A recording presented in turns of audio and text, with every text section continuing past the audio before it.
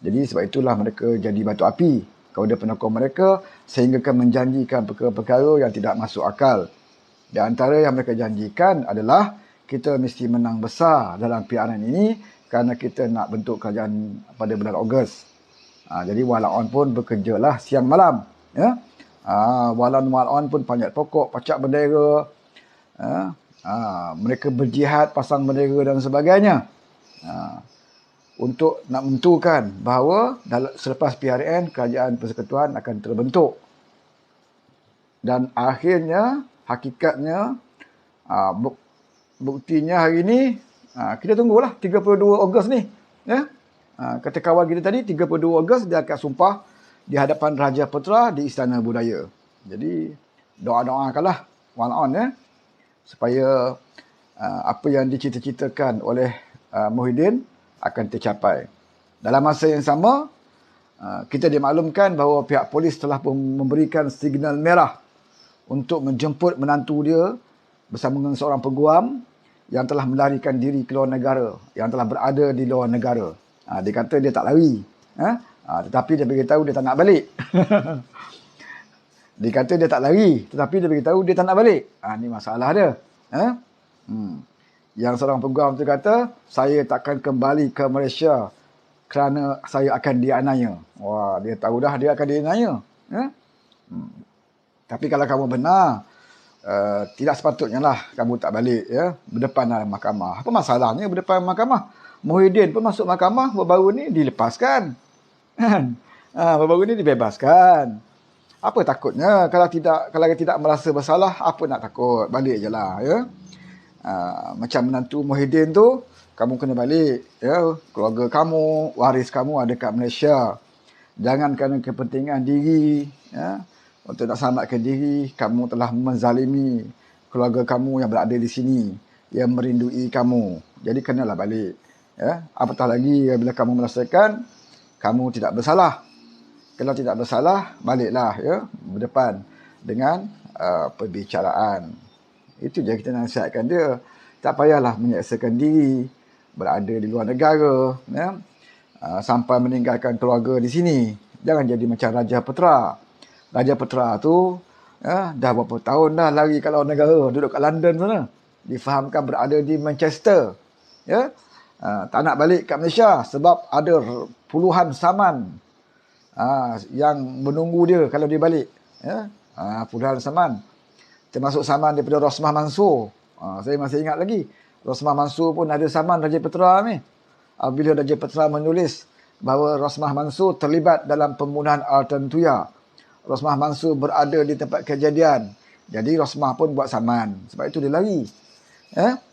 Anak dia tinggal kat Malaysia. Dia sanggup tinggal anak dia. Anak dia ada kat Malaysia, saudara. Ya, salah seorang anak dia beberapa tahun yang lalu telah ditangkap atas kes mencuri. Ya, anak Raja Putra ni. Jadi bila dah ayah larikan diri, anak seperti anak kelangan ibu bapa, maka anak dia dah tak ada siapa nak kontrol. Ya, macam-macam lah. Sebab itu kita nasihatkan kepada menantu Muhyiddin, baliklah, ya. Kamu ada keluarga dekat sini. Undang-undang dekat Malaysia ni masih lagi, ya, di bawah PMX. Jangan bimbang, sistem kehakiman tidak pernah diganggu. Ketua Hakim Negara adalah ketua Hakim Negara yang bapa mentua kamu dulu pilih lagi. Ya, kita nak bagi tahu menantu Muhyiddin ni, ketua Hakim Negara adalah ketua Hakim Negara yang zaman bapa kamu dulu pilih. Anwar tak tukar. Peguam negara pun peguam negara zaman bapa kamu dulu. Anwar tak tukar. Ya? Jadi apa yang kamu perlu takut? Apa yang kamu perlu takut? Baliklah kalau tidak bersalah. Ya? Sebab Anwar tidak menukar ketua hakim, Anwar juga tidak menukar peguam negara, Anwar juga tidak menukar apa pun jawatan penting semenjak 8 bulan dia menjadi Perdana Menteri. Ya? Apa yang kamu lantik itu, itulah yang ada dalam kerajaan sekarang ini. Ya? Jadi tak perlulah takut, jangan bimbang, ya, kalau tidak bersalah. Ya? Tapi kalau kamu rasa bersalah, duduklah di luar negara sana. Seperti Raja Putra. Raja Putra tu, dia duduk di luar negara. Sebab tu dia menulis, buat fitnah. Ya, bebas. Sebab tidak ada siapa nak tangkap dia kat sana. Ya? Sebab tu dia menulis dalam blog, dia buat live. Banyak pembohongan dia, sehingga kan ada walaun-walaun yang percaya kepada Raja Putra, menjadikan apa yang Raja Putra sebut itu sebagai dalil, sebagai nas. Walaun jadikan Raja Putra ni sebagai dalil dan nas. Kita masih ingat lagi sewaktu PMX akan sumpah, apa kata Raja Putra? Dia kata tak lama, 2 bulan 3 bulan je PMX ni, lepas tu jatuh. Kerajaan di bawah Anwar Ibrahim akan tumbang. Lepas tu dia sebut lagi, sebelum hari raya kerajaan ini akan tumbang. Kemudian selepas raya kerajaan akan tumbang. Macam itulah Raja Putra. Walaun percaya. Walaun percaya, saudara. Sebab bagi mereka, kalau Raja Putra itu menyokong mereka, maka Raja Putra itu adalah ulama. Sesiapa saja bersama dengan kumpulan mereka, terus mendapat pengiktirafan sebagai ulama. Sebab itulah ada pengerusi kelab Dewan Himpunan PAS di Pahang. Nama dia Bala, seorang India beragama Hindu. Dalam satu ceramahnya di Kuantan, si Bala ni mengatakan bahawa dia berkali-kali bermimpi jumpa dengan Nabi. Waktu dia ceramah tu, Tuan Bin Tuan Man ada sebelah. Tuan Bin Tuan Man ada sebelah. Dia kata, saya berkali-kali jumpa Nabi tuan-tuan. Takbir. Penyokong PAS di bawah. Saya dah tanya dengan Ustaz Tuan Ibrahim. Ustaz Tuan Ibrahim kata betul. Maknanya betul lah dia jumpa Nabi. Bala ni yang beragama Hindu ni. Dia pun tak potong lan lagi. Tapi dapat jumpa Nabi, saudara. Saudara ni, one on ni, ketua-ketua unit amal ni, ada anak seluang yang jadi unit amal ni, pernah jumpa Nabi tak mimpi? Kamu nak mimpi jumpa Abu Lahab pun susah. Usahakan Nabi, nak mimpi jumpa Abu Lahab ke Abu Jahal ke pun tak dapat. Tapi Bala untung. Dia masuk bersama dengan PAS saja, dia dapat mimpi berjumpa dengan Nabi berkali-kali. Dan ianya dibenarkan oleh Tuan Bren Tuan Man. Sampai sekarang Bala tak masuk Islam lagi. Walaupun jumpa Nabi berkali-kali. Wallahu'alam, saudara. Wallahu'alam. Mungkin betul. Ataupun mungkin Bala bermimpi dia jumpa Mokhtar Snake. Sebenarnya dia mimpi jumpa Mokhtar Snake. Jadi dia ingat Mokhtar Snake itu Nabi. Sebab itu dia kata dia bermimpi jumpa Nabi. Sebab orang bukan Islam, dia tidak kenal Nabi Muhammad SAW. Dia tidak tahu fizikal Nabi Muhammad.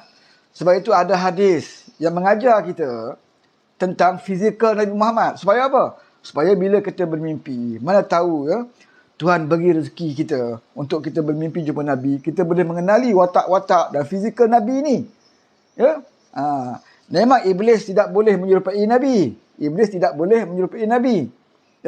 Tapi Mokhtar Snake boleh muncul dalam mimpi kita. Jangan ni, jangan main-main. Bila masa saja Mokhtar Snake boleh muncul dalam mimpi kita. Bila kita tak kenal watak-watak Nabi, maka itu yang mengelirukan kita. Kita anggap Mokhtar Snake itulah Nabi. Jadi mungkin Bala ini, dia bermimpi jumpa dengan Mokhtar Snake. Dia nampak pakai serban, ada janggut sikit. Dia kata jumpa Nabi. Sebab dia nak salahkan dia tak boleh juga. Pasal dia bukan Islam. Dia orang agama Hindu. Dia tak tahu.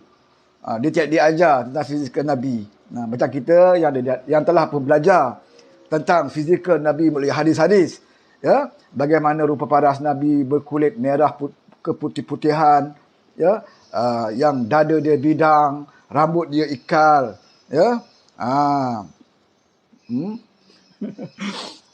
Jadi di antara yang kita belajar dalam hadis itu boleh memberikan, boleh membantu kita apabila kita bermimpi berjumpa Nabi Muhammad SAW. Bermimpi berjumpa Nabi itu harus, tidak mustahil, boleh berlaku, tapi amat sukarlah. Kalau berlaku kepada mana-mana, tak semestinya yang boleh jumpa Nabi itu adalah ulama. Kalau Tuhan bagi kita rezeki, dipilih kita di antara orang yang mendapat bertemu dengan Nabi, alhamdulillah. Haji Hadi pun dikabarkan berkali-kali jumpa Nabi, bermimpi jumpa Nabi. Sebab itu walaun kata apa saja yang disebut oleh Haji Hadi adalah benar, kerana dia adalah seorang ulama yang selalu bermimpi jumpa Nabi. Jadi sebab itulah saya katakan, bermimpi jumpa Nabi ataupun tidak boleh dijadikan hujah. Ya, tidak boleh dihujah. Itu adalah rezeki kamu, tetapi itu bukanlah hujah untuk menyatakan kamu benar. Bermimpilah 10 kali jumpa Nabi, tetapi kalau kamu ya berada dalam keadaan tidak benar, berbohong dan juga memfitnah, kamu tetap juga menanggung dosa. Ya. Sepatutnya kalau kita benar bertemu dengan Nabi dalam mimpi, dia akan mendidik akhlak kita dengan lebih baik. Tapi kalau bermimpi jumpa Nabi, akhlak kita bertambah teruk, orang akan pertikaikan, betulkah kamu mimpi jumpa Nabi? Ya, nak buktikan tak boleh. Macam mana kita nak buktikan mimpi ni? Ya, bukan boleh rakam-rakam. Macam live TikTok ni bolehlah kita rakam. Ya, apa yang saya sebut hari ni, saudara boleh rakam untuk buktikan apa yang saya sebut. Tapi kalau Haji Hadi kata dia bermimpi jumpa Nabi, ya, wallahu alam, hanya Tuhan yang tahu. Dia tidak nak boleh buktikan, kita pun tidak boleh minta bukti daripada dia. Tetapi ya, kita harus faham, seseorang yang bermimpi jumpa Nabi, dia akan membentuk saksiah kepribadian yang lebih baik. Sebab dia adalah orang yang terpilih, ya, dapat bertemu dengan Nabi, sudah semestinya dia adalah seorang yang berakhlak, beradab. Ya. Tapi kalau dia kata dia jumpa Nabi berkali-kali, tetapi hari-hari dalam ceramah dia maki hamun, hari-hari dalam ceramah dia mengkafirkan orang, hari-hari dalam ceramah dia fitnah orang, Anwar ini penyokong LGBT, Anwar ini kumpulan Freemason, ya. Dalam Pakatan Harapan itu ada komunis, keadilan itu menentang Al-Quran, ya. Perlembagaan itu adalah kafir, ya. Jadi macam mana, ya? Macam mana kita nak yakin dengan apa yang dia perkatakan? Itu dia. Jadi kelebihan bertemu Nabi ini adalah untuk mendidik kita menjadi lebih berakhlak. Ya? Tapi itu bukan hujah untuk mengatakan dia jumpa Nabi, maka semua yang dia cakap itu betul. Semua tindakan dia itu betul. Itu bukan hujah, saudara. Ya? Sebab ya, kita tengok sejarah di zaman Nabi. Ya, Abdullah bin Ubay. Ya, Abdullah bin Ubay ini bukan sahaja bermimpi. Dia berada di belakang Nabi. Dia bertemu Nabi secara berdepan, secara fizikal. Abdullah bin Ubay ini bukan mimpi lagi. Dia solat pun belakang Nabi. Dia solat pun belakang Nabi, Abdullah bin Ubay ini. Tetapi apa dia? Dia berpura-pura. Dia munafik. Ya? Dia berpura-pura depan Nabi, solat belakang Nabi, bercakap depan Nabi macam dia seorang sahabat yang setia dengan Nabi, tetapi dia seorang yang munafik. Ini Abdullah bin Ubay. Dia bukan mimpi, dia bertemu direct dengan Nabi. Itu pun boleh menjadi munafik. Apatah lagi kalau hanya kita sekadar bermimpi. Ya? Sebab itu mimpi tidak boleh jadikan hujah. Kalau kamu bermimpi sekalipun, tapi kalau kamu buat satu benda yang salah, ianya tetap salah. Itu bukan lesen untuk kamu masuk syurga. Itu bukan lesen untuk kamu katakan kamu benar. Ya? Jumpalah Nabi puluhan kali sekalipun. Tapi kalau kamu kata cukup jumlah, lebih dari cukup, esok kita angkat sumpah. Tapi tak berlaku. Apakah mimpi kamu itu yang boleh dipakai? Tak ada kaitan. Kamu jumpa, mimpilah Nabi banyak kali pun. Tetapi kalau kamu berbohong, kamu tetap juga berbohong. Islam kena pandai. Islam ni macam tu, saudara. Ya? Jangan kita ingat. Kadang-kadang kita ni, bila kita pandang seorang ulama itu, bila dia seorang guru agama, maka takkanlah ulama berbohong. Takkanlah ustaz berbohong. Ini selalu kita fikirkan. Terutamanya di kalangan orang Melayu. Walhal, sejarah banyak membuktikan bahawa ulama-ulama ini kadang-kadangnya menggunakan pengaruh dia sebagai ulama untuk mendapatkan kepentingan diri. Sebab itu ada mengatakan, ya, orang yang pertama disoal di akhirat nanti adalah para ulama. Ya, pemerintah dan ulama dulu akan diperhitungkan di akhirat nanti. Sebab itu Islam mengajar ulama adalah pendamping kepada umara. Ulama adalah penasihat kepada umara. Ya, ulama yang berani, dia akan menasihat pemerintah, iaitu umara. Ya, jangan jadi setan bisu. Ya, kamu berani apabila kamu jadi pembangkang. Ya, macam-macam kamu cari salah pada menteri. Ini tak betul, ini tak betul, ini tak betul. Tetapi apabila kamu berada dalam kerajaan, kamu sendiri pun tak berani nak tegur Perdana Menteri waktu itu. Ya, ulama sendiri menjadi syaitan bisu. Ya, bila jadi kerajaan, tindakan Perdana Menteri, menaikkan cabutan judi, Daripada 8 ke 22, ulama jadi syaitan bisu. Tak berani nak tegur. Ya, bila orang tanya pasal apa? Saya tak tahu.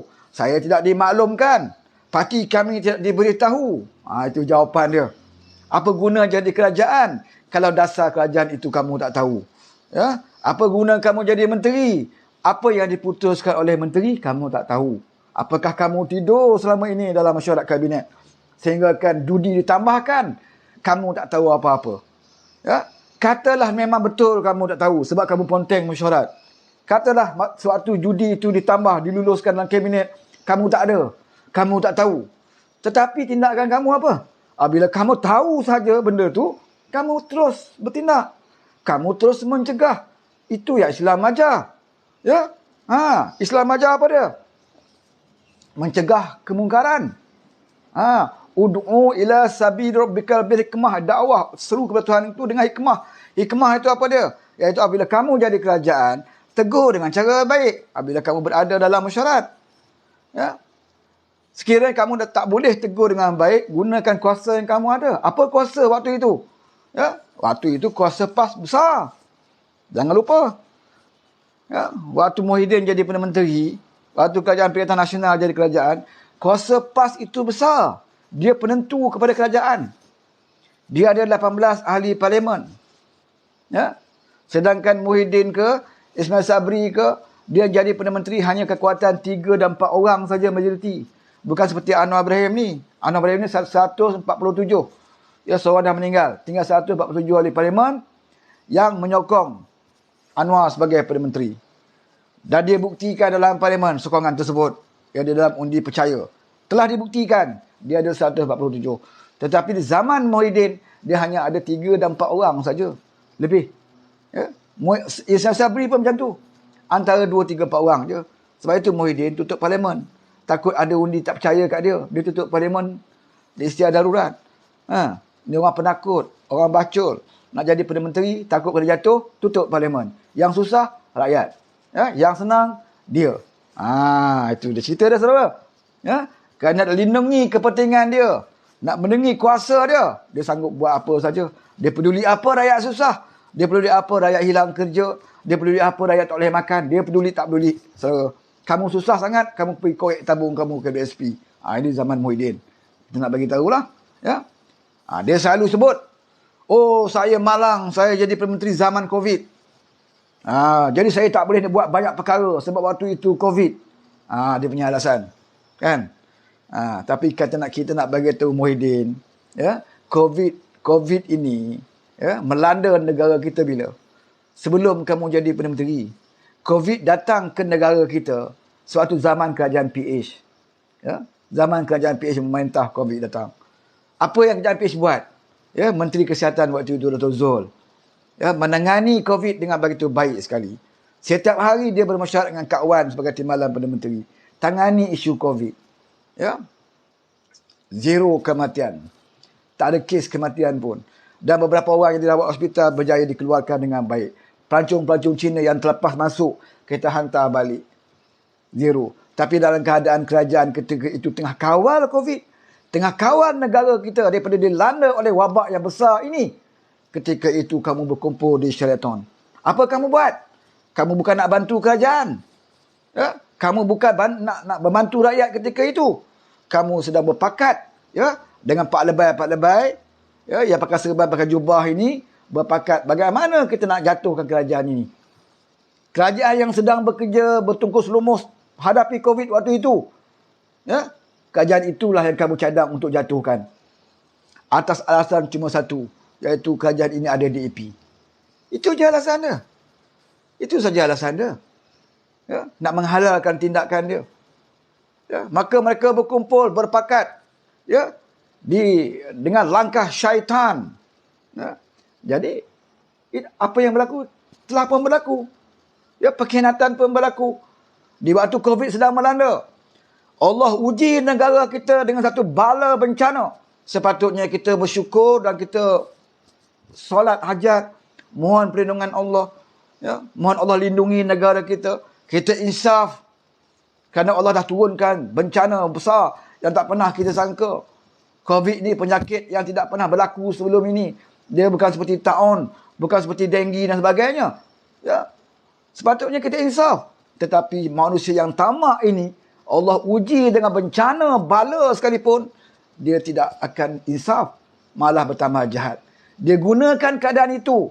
Dalam keadaan kita berfokus kepada tangani COVID ketika itu, dia tahu, ya, kerajaan lalai. Di ketika itulah dia tebuk atap, saudara. Jadi, bila dia tebuk atap, dia jadi Perdana Menteri tebuk atap, dia mengeluh, saya malang, saya jadi Perdana Menteri waktu COVID. Ya, saya tak dapat nak buat apa-apa. Ya, sebenarnya penyakit itu kamu cari sendiri. Tak ada kojo, cari kojo. Ada kojo, tercongang-congang. Tu kita kat orang ni 9. Tak ada kojo, cari kojo. Ada kojo, tercongang-congang. Tak boleh buat apa. Time COVID, engkau main golf. Ya? Sebab itu Tuhan tidak berikan dia kerahmatan dalam pentadbiran. Tak ada rahmat yang Tuhan turunkan. Sebab itu dia hilang dia. Dia tak tahu nak buat apa. Waktu dia jadi Perdana Menteri. Sebab apa? Tidak mendapat petunjuk dan hidayah daripada Tuhan. Selain daripada memusnahkan negara ketika itu. Ya? Hari-hari dia baca doa depan TV. Dia Muhyiddin ni. Baca doa dalam bahasa Melayu. Ya, pakai PDF. Hari-hari, saudara. Baca doa. Lagi banyak dia baca doa, lagi meningkat COVID. Satu hari beratus-ratus kematian. Setiap hari, ratusan orang mati kerana COVID. Dia kata bukan negara kita saja, negara lain pun kena. Betul. Tapi negara lain boleh kawal. Kenapa kamu tak boleh kawal? Ratusan orang mati. Mungkin di kalangan sahabat kita, keluarga kita, saudara mara kita. Ya, yang meninggal, yang kita tidak boleh tengok waktu mereka berada di hospital. Nak tengok pun tak boleh. Nak mandikan dia tak boleh. Nak solatkan dia tak boleh. Semua hospital uruskan. Sampai kita nak iring dia jenazah kat kubur pun tak boleh. Bagi suami yang kehilangan isteri, bagi isteri kehilangan suami, anak kehilangan ibu bapa, hanya dapat melihat kereta ambulan lalu depan rumah, hanya dapat babai tangan je. Tak boleh nak ziarah ketika itu, saudara. Sebab apa? Bencana yang Allah turunkan maha hebat ketika itu. Kerana kita ada pemimpin yang tamak, yang rakus nak kepada kuasa. Tak fikir masalah rakyat. Kalau betul pun nak jatuhkan kerajaan, tunggulah settle dulu masalah COVID. Apa masalah dia? Ya. Kenapa ketika COVID melanda ketika itu kamu berbincang di Sheraton? Pak lebay ni yang katakan ulama pewaris Nabi, dia pun sama juga berpakat dengan pengkhianat. Bersama dengan syaitan-syaitan ini dalam Sheraton untuk menjatuhkan kerajaan. Saya nak bagi tahu Pak Lebay, kumpulan-kumpulan Pak Lebay, kamu juga bertanggungjawab atas ratusan orang mati ketika itu. Dah lah parti Lebay ni ada hutang lagi, dia memali. Tak selesai. Kamu tak bayar lagi mangsa-mangsa memali. Kamu berhutang lagi dengan mangsa memali. Kamu tambah lagi pengkhianatan yang ratusan orang mati kerana tindakan politik kamu yang mengkhianat. Saya nak bagi tahu parti PAS. Dari tindakan kamu tidak berdosa. Ya? Pengkhianatan, merampas mandat rakyat itu juga satu dosa. Kenapa saya kata dosa? Sebab sewaktu kerajaan Perak dulu dijatuhkan, PAS ini sebut merampas mandat rakyat itu dosa. Kenapa kamu merampas tidak berdosa? Ketika kerajaan kamu dijatuhkan oleh orang lain, berdosa. Kamu merampas hak orang, tak berdosa. Hipokrit. Hukum berubah-ubah ikut kepentingan kamu. Waktu PAS Pentah Perak, Wabi Niza jadi Menteri Besar, kerajaan Perak dijatuhkan oleh 3 adun yang melompat yang telah pun dibeli waktu itu. Kamu kata apa? Rampasan mandat rakyat ini satu perkara yang dikutuk oleh Allah SWT. Ini daripada PAS. Solat hajat lebay-lebay waktu itu. Mengadu dengan Tuhan. Kami telah dizalimi. Kami telah dianiaya. Kami telah dikhianati. Apabila kerajaan kamu jatuh. Tetapi apabila kamu menjatuhkan kerajaan yang sedang menguruskan satu wabak dalam negara, kamu lupa kepada itu semua. Bahkan kamu menghalalkan tindakan kamu. Seolah-olah tindakan kamu itu diwajibkan dari segi hukum syarak. Sebab itu saya nak bagi tahu on. Ni anak-anak seruang yang muda-muda ni. Kena ingat. Berapa ramai kawan-kawan kamu, saudara mara kamu, keluarga kamu yang telah mati waktu COVID. Yang tidak dapat diuruskan penyakit ketika itu adalah kerana angkara puak-puak pengkhianat ini termasuk lebay-lebay. Hari ini kamu boleh sokong puan-puan itu.